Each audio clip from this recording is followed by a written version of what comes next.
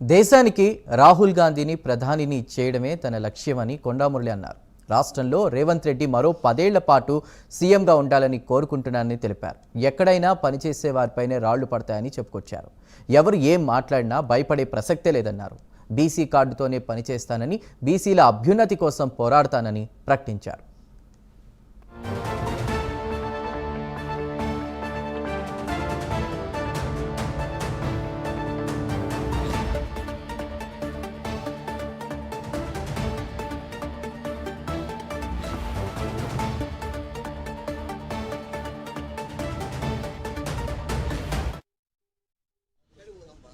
మరి మేము చర్చించుకున్నదంతా రేపు మీటింగ్ గురించి.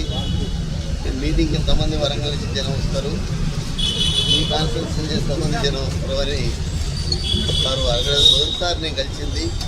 నేను ఒకటే మాట చెప్తున్నా, కాంగ్రెస్ పార్టీని బతికించుకోకుండా ఉద్దేశం.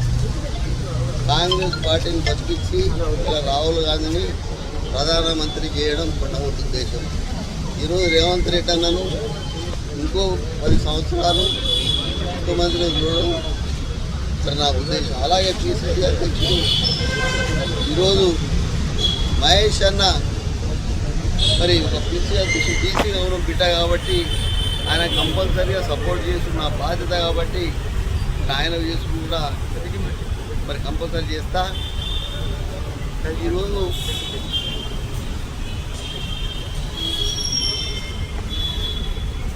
అలాగే మీరందరూ ఒకటే ఆలోచించండి, ఎప్పుడైనా కూడా పని చేసేటప్పుడు ముందు 2 రౌతులు వేస్తారు, అది మీకు తెలుసు. రేపు లోకల్ బాడీ ఎలక్షన్లో కూడా వరంగల్ జిల్లాలో కంపల్సరీ